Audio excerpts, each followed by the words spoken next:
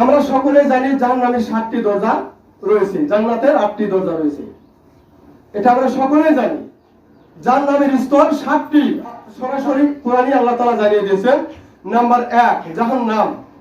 এ সম্পর্কে সূরা নাবা 21 এবং 22 নম্বর আয়াতে কারিমায় আল্লাহ তাআলা জাহান্নামের ব্যাপারে বলেছেন, প্রথম স্তর হচ্ছে জাহান্নাম। জাহান্নামের একটি স্তরের নাম, প্রথম স্তর হচ্ছে কি জাহান্নাম।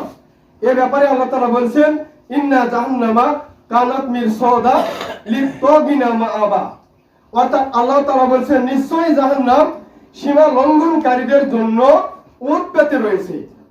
চিন্তা করে দেখুন, আল্লাহ তাআলা বলেছেন অবশ্যই জাহান্নাম সীমা লঙ্ঘনকারীদের জন্য ওত পেতে রয়েছে, অর্থাৎ প্রস্তুত রয়েছে কখন তার মধ্য তাকে ফেলে দেওয়া হবে।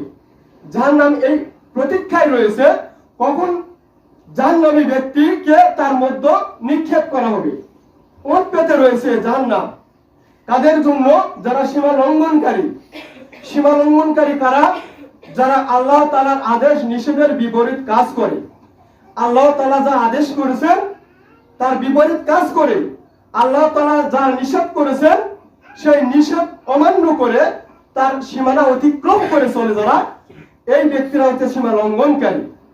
বিভিন্ন বিষয়ে সীমা লঙ্ঘন করা হয়, হালাল হারামির ব্যাপারে, জায়েজ নাজায়েজের ব্যাপারে, একে অপরের পরস্পরকে কষ্ট দেওয়ার ব্যাপারে, পৃথিবীতে সকলে পরস্পরের সঙ্গে মিলেমিশে থাকার ব্যাপারে বিভিন্ন বিষয়ে আল্লাহ তাআলা সতর্ক সাবধান করেছেন, মানে দিক নির্দেশনা দিয়েছেন, এইভাবে চলে এভাবে চলো না।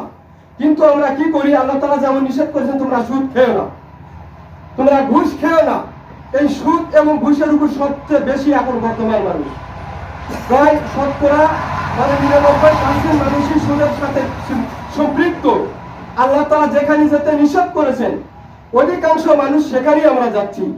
আল্লাহ তাআলা যেটা করতে আদেশ করেছেন, নির্দেশ দিয়েছেন, তোমরা সালাত প্রতিষ্ঠা করো, তোমরা যাকাত প্রদান করো, তোমরা সিয়াম পালন করো, হজ করো, হজের সামর্থ্যবান হলে, যাকাত দাও, যাকাতের নিসাব পরিমাণ সম্পদ হলে, বিভিন্নভাবে আল্লাহ তাআলা নির্দেশ করেছেন।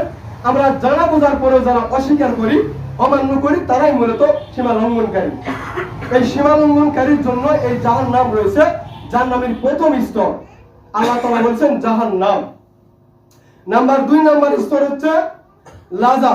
এ সম্পর্কে সূরা মাআরিজ এর 15 থেকে 16 নম্বর আয়াত পর্যন্ত দীর্ঘ আলোচনা আল্লাহ তাআলা করেছেন।